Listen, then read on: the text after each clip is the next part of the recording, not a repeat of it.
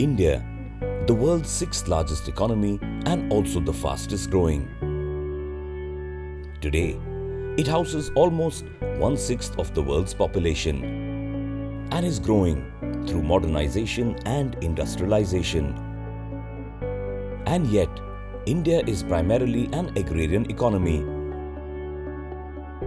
Over 70% of the population still stays in villages. Agriculture is the primary source of livelihood for almost 58% of India's population.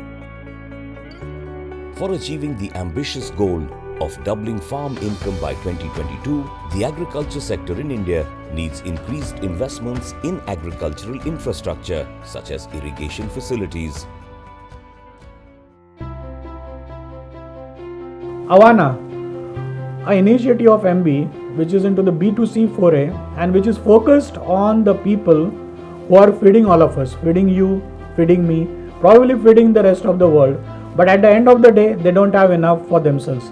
So why is this happening? So we found out that it is all because of the dependence of these people on the rain-based irrigation. So we decided that some way we have to help them out and come out with some kind of a solution which takes care of these particular issues. We thought that it was such a paradox that even though India gets so much rainfall during the monsoons, farmers were still deficient of water. Of course, this lifts up the underground water table a little bit, but other than that, the water is completely wasted. So we said, what if we were able to make an affordable storage solution for farmers such that they could store this water during the monsoons and then use it later when they needed it. A large reservoirs or a large projects are not the point of today because they consistently demand the relocation of population, rehabilitation, land acquisition, and that causes a substantial delay in implementing those projects. So what we needed is a quick fix solution for these people. And that is how the idea of farm ponds was born. They are affordable, they are dependable, and they are the most convenient solution I think available right now on the back of this earth. Innovation is not always about technology or investments or large expenses. It's rather about a mindset. It's about asking why not instead of why. So at Avana, we really try to think about frugal innovation, about trying to do more with less. And our flagship product, Jalasanchay, is really just trying to do this. At the core of it, it's a very, very simple idea. You dig a pit at the farm or close to the farm, and then you line it with a material that prevents the seepage so farmers can store excess water and use it when they need it later. But the two major challenges we faced were A, making this affordable so that even farmers right at the bottom of the pyramid could use it, and B, keeping this environmentally sustainable so that we were in line with our values as a company.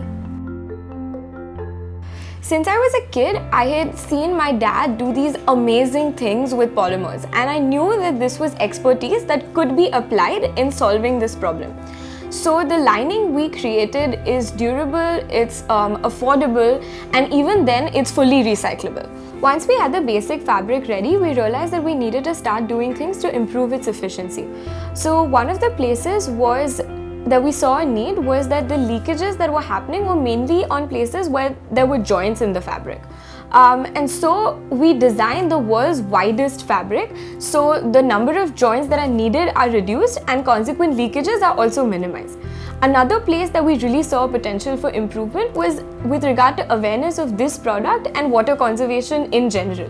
And so we really got our hands dirty visiting a lot of different villages, getting into partnerships with panchayats, which is part of the local government structure in India, and also getting into partnerships with other non-profits, really to create more education about this product.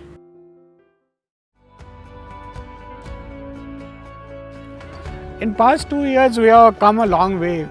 We almost made 3,000 ponds, which created a reservoir capacity of around 13,500 million liters, and almost 18,000 people got help because of this. And I think we are in the right direction, we are on the right track to see our dream complete of the water enriched India. And I'm sure that the Avana initiative will further concrete these efforts and take this to the next level. It really is such satisfying work. Our farmers have taken on more land, they've diversified into different crops. They've failed in a lot of different ways, but what's important is that they've been resilient and they have really pushed back on. We have a long way to go, and the only reason we look back is because the stories of these people and how much they've done really pushes us to move forward with more zeal. Because we truly believe that we can change India one pond at a time.